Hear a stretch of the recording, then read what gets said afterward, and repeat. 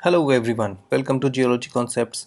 मैं हूं अजीत कुमार सिंह और आप देख रहे हैं हमारा वीकली करंट अफेयर सीरीज़, जिसके अंदर सितंबर के थर्ड वीक का करंट अफेयर्स हमने कवर किया है। यहाँ पे जो इसका वो सेकंड लेक्चर है, फर्स्ट लेक्चर ऑलरेडी यूट्यूब पे अवेलेबल है, आप उसको देखिए। उसका लिंक हमारे इस लेक्चर में भी मिल जाएगा, तो आप उस प्रीवियस लेक्चर को भी देख सकते हैं।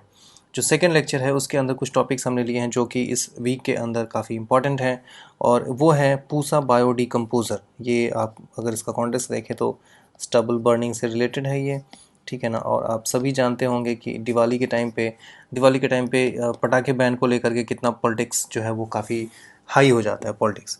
देन ईडब्ल्यूएस कोटा है, ये सबको सॉरी ईडब्ल्यूएस कोटा है जो काफ़ी न्यूज़ में है अभी। इस पे रिव्यू चल रहा है कि इस कोटे को इसका क्या करना चाहिए, right. Then live streaming of supreme courts proceeding, जो कि एक बहुत ही बड़ी एक इट्स ए कह सकते हैं कि फ्यूचर चेंजिंग जो स्टेप है वो है। इससे आने वाले फ्यूचर जो जस्टिस के फील्ड में जो फ्यूचर होगा उसको काफ़ी ये चेंज कर देगा काफ़ी हद तक।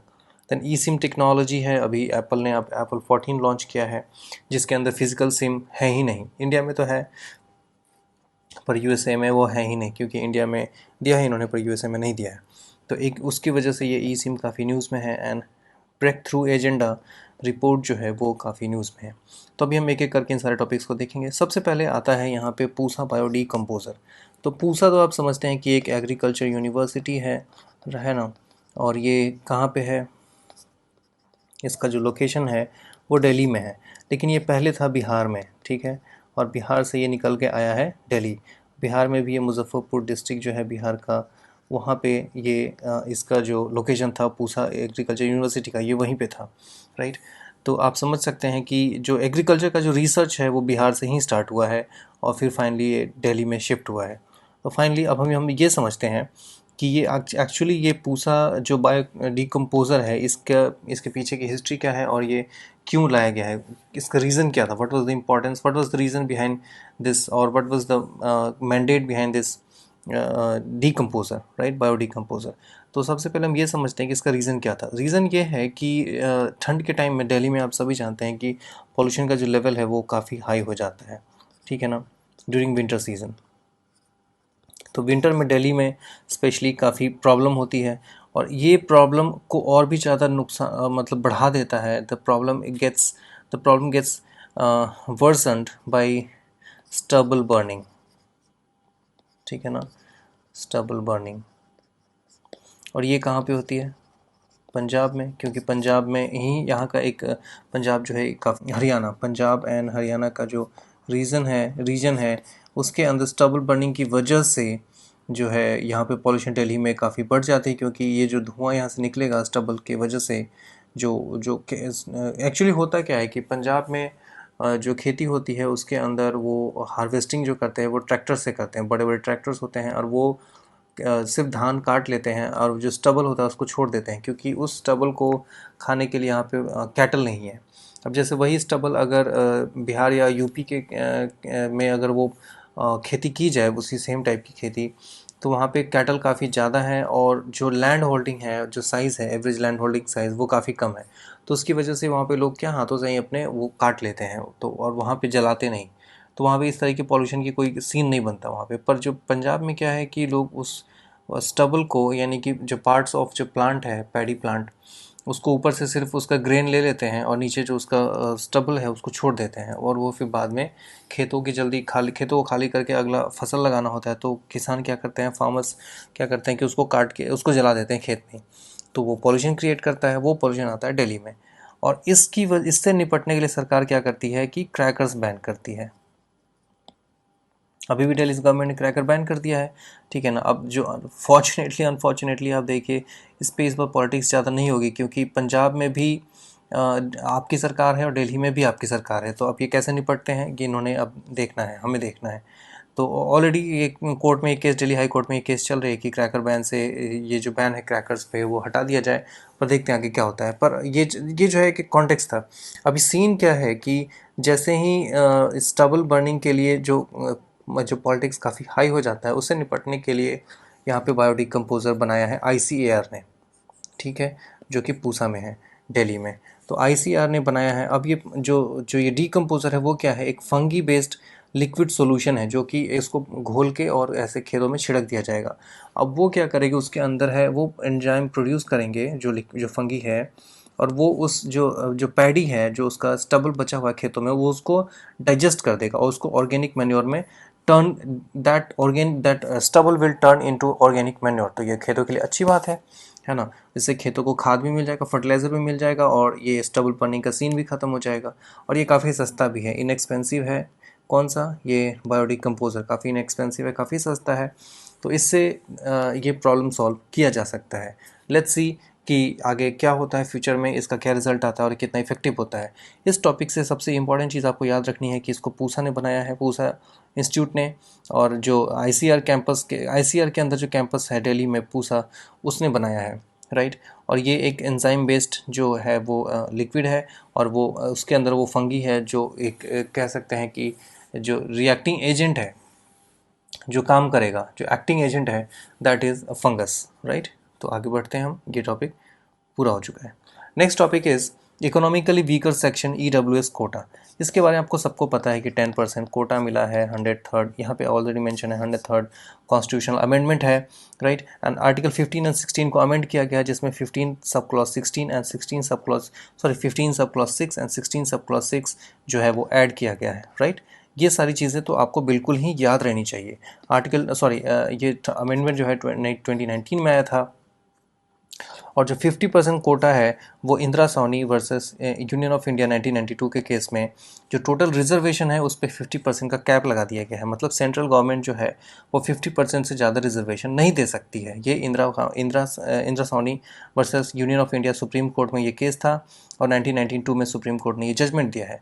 पर अभी सीन क्या है कि इस 103rd अमेंडमेंट के बाद से जो टोटल रिजर्वेशन है वो टोटल हो गया है 60%, ठीक है ना।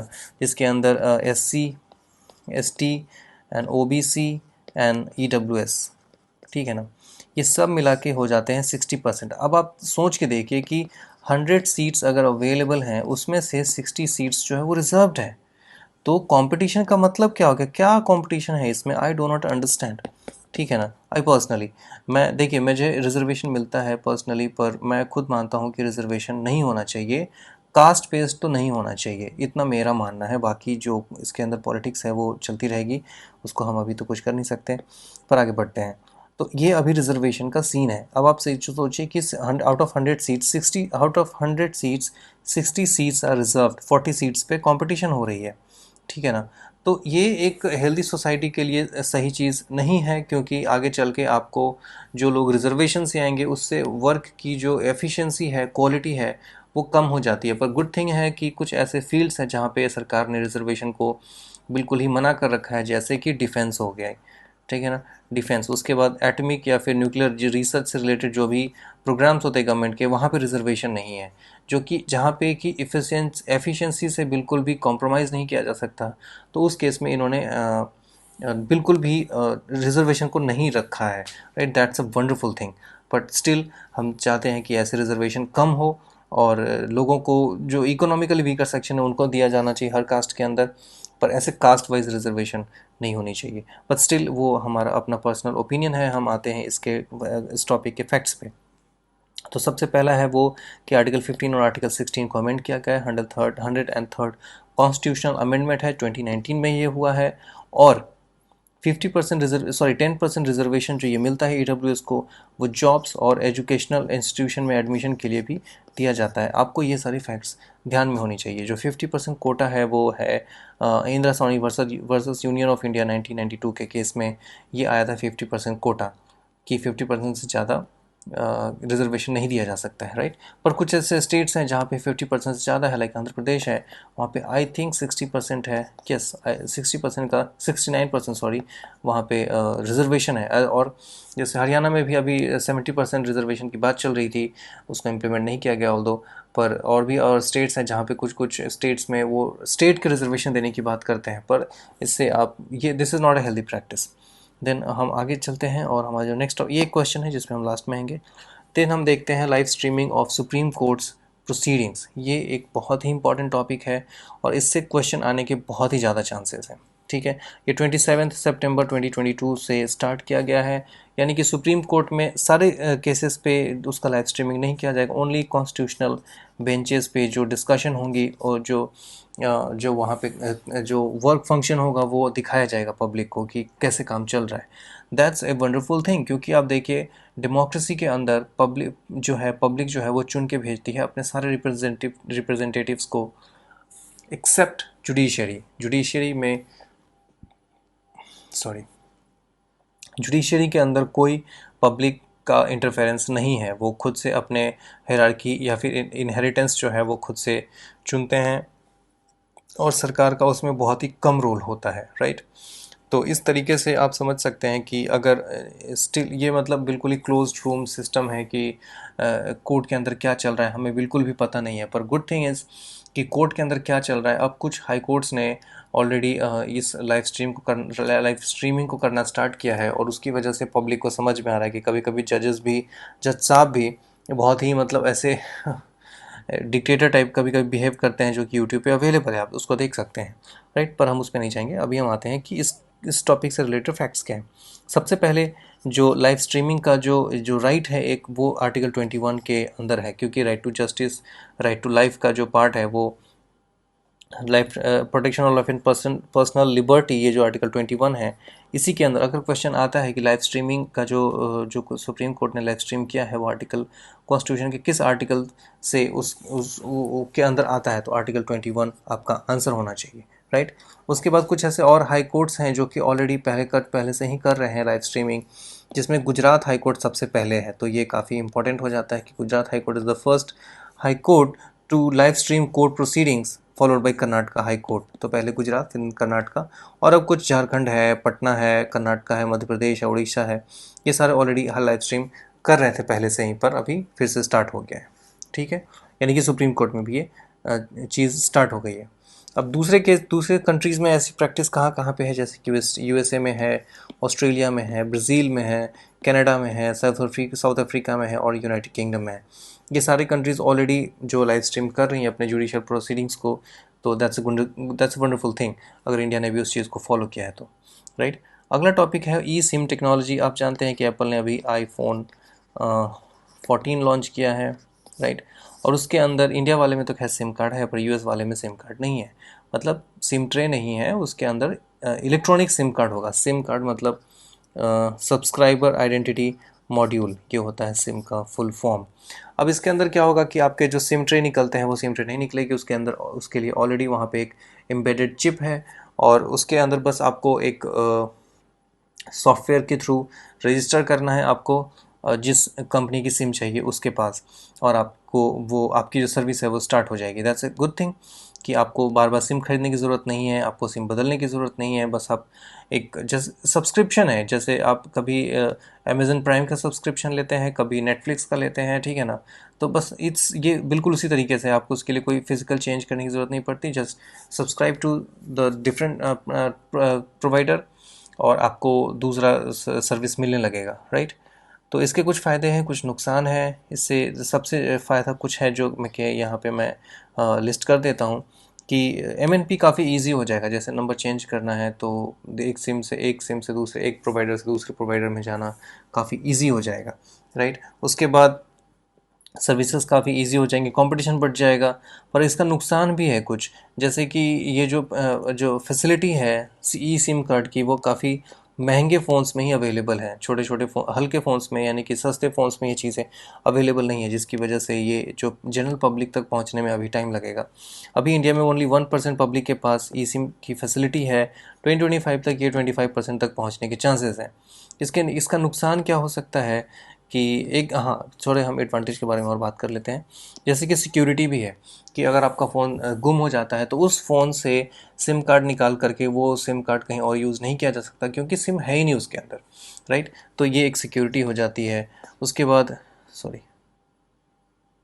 आपको बार बार अपने one less opening on your phone, मतलब आपको बार बार अपने फ़ोन को खोलने की ज़रूरत नहीं पड़ेगी, फ़ोन बिल्कुल ही आपका पैक्ड होगा, ठीक है। तो ये सारे उसके हैं। कुछ डिसएडवांटेज भी हैं, जैसे इमरजेंसी में सपोज आपके फ़ोन की बैटरी ख़त्म हो जाती है और आपको इमरजेंसी कॉल करना है, तो आप अपना सिम निकाल के दूसरे फ़ोन में डाल के और आप कॉल नहीं कर सकते क्योंकि उसके अंदर सिम निकल ही नहीं सकता है, right.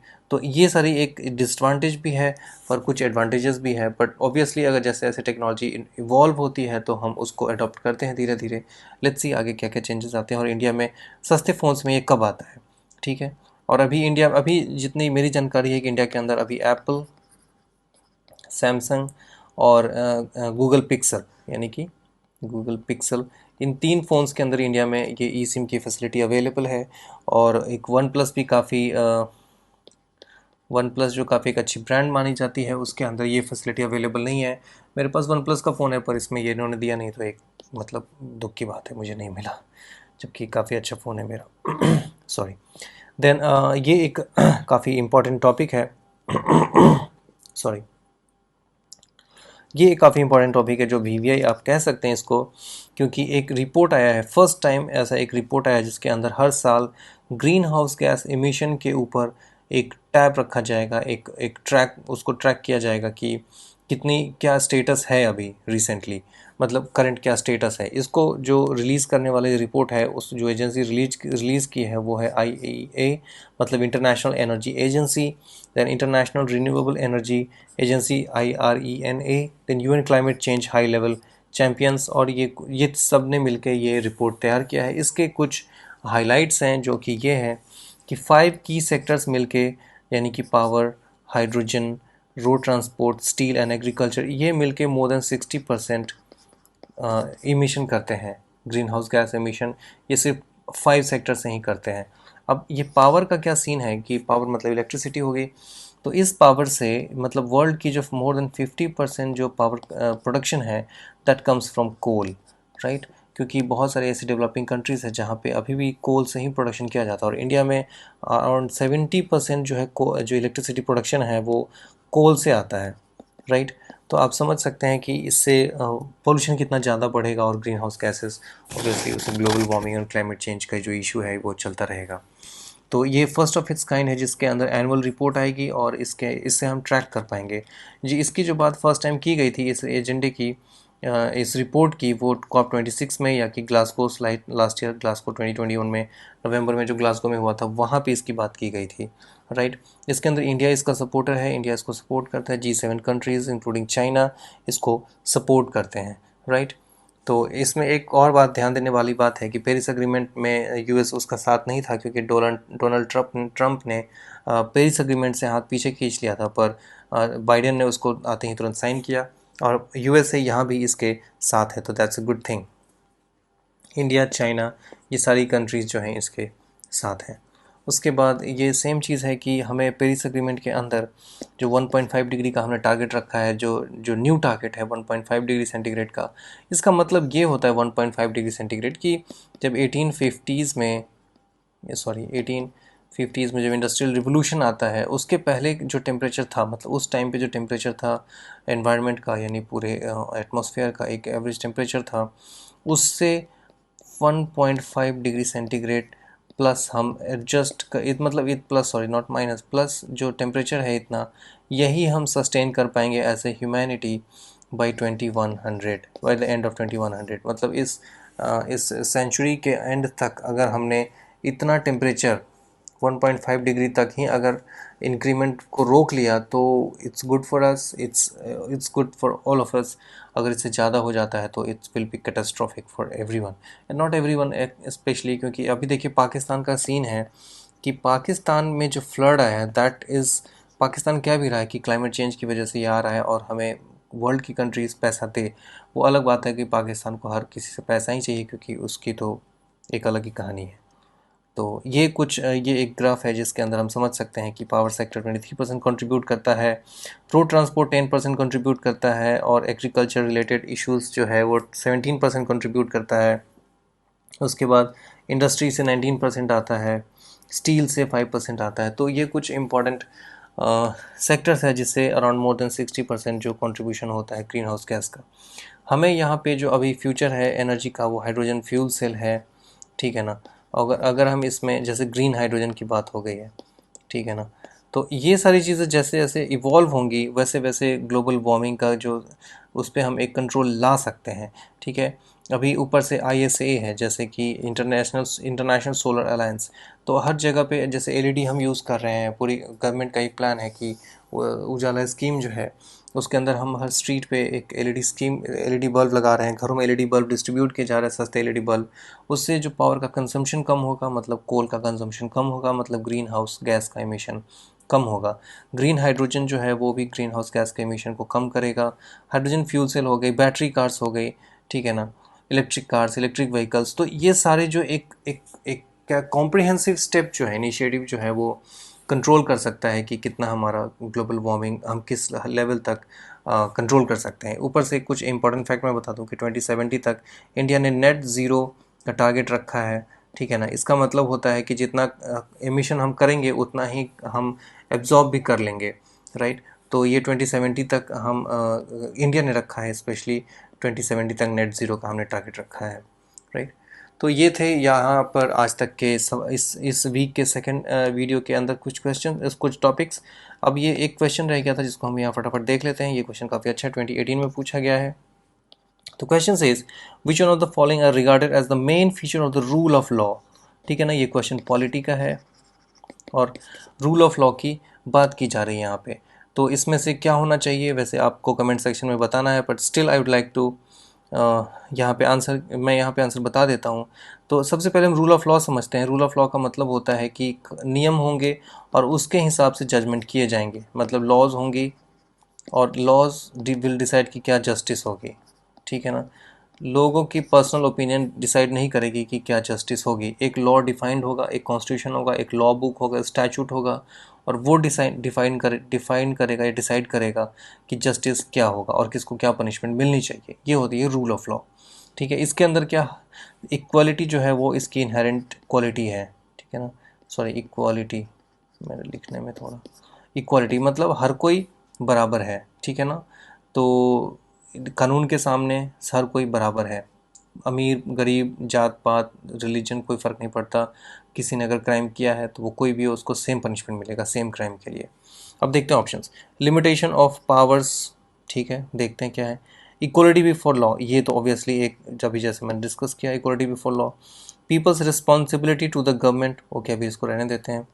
Liberty and civil rights, ठीक है, इसको भी रहने देते हैं। अभी हम ऑप्शंस देखते हैं। ऑप्शन में जो सेकंड ऑप्शन है वो यहाँ पे अवेलेबल है, यहाँ पे अवेलेबल है, यहाँ पे अवेलेबल है, यानी कि ए जो है वो नहीं होगा, बाकी तीनों में से कोई भी हो सकता है। अभी और देखते हैं हम लिमिटेशन ऑन पावर्स। अब देखते हैं इस पर, अगर रूल ऑफ लॉ नहीं है तो जस्टिस क्या है कि लोगों के अपनी ओपिनियन के हिसाब से होगा। जैसे कि कभी कभी आपने सुना होगा कि पंचायत एक हुई और उसमें एक किसी रेप केस को सुनने के लिए एक पंचायत बिठाई गई और रेपिस्ट की किसी घर की किसी महिला को ही पूरे पंचायत में मिलकर रेप कर दिया। That is not rule of law. वहाँ पे एक लिमिटेड पावर नहीं है, लिमिटेशन ऑफ पावर्स नहीं है, किसी का जो मन करेगा वो नहीं कर सकते।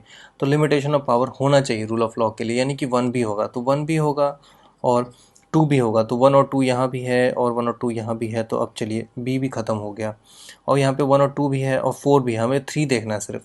Peoples responsibility to the government, तो गवर्नमेंट जो है आपको समझना चाहिए कि एक स्टेट होती है और स्टेट जो है यही गवर्नमेंट है, ठीक है ना। गवर्नमेंट एक्चुअली स्टेट का ही एक ऑर्गन है, क्योंकि स्टेट के अंदर जुडिशरी भी आ जाती है, लेजिस्लेचर भी आ जाता है और एग्जीक्यूटिव भी आ जाता है, और गवर्नमेंट जो है वो एग्जीक्यूटिव है। तो people's responsibility to the government ये नहीं होना चाहिए, क्योंकि पीपल की कोई रिस्पॉन्सिबिलिटी नहीं है गवर्नमेंट की, क्योंकि अगर ऐसा हुआ तो गवर्नमेंट जो है यानी एग्जीक्यूटिव जो है, ठीक है ना, स्टेट का एक ऑर्गन जो है एग्जीक्यूटिव, वो जो है लोगों को सप्रेस करेगा, लोगों को टॉर्चर कर सकता है, ठीक है ना, लोगों को एक्सप्लॉइट कर सकता है, क्योंकि एग्जीक्यूटिव के पास बहुत ज़्यादा पावर होती है, ठीक है ना। तो ये नहीं होना चाहिए, यानी कि थर्ड नहीं होना चाहिए, और वन टू एंड फोर यानी कि सी इसका राइट आंसर होना चाहिए। आप इसका आंसर अपने कमेंट सेक्शन में बता सकते हैं। अगर किसी को और कोई आइडिया समझ में आता है इसमें कोई और ऑप्शन पे कोई डाउट हो तो you should mention this thing in the comment section. So with this video ends. I hope आपको ये अच्छा लगा होगा।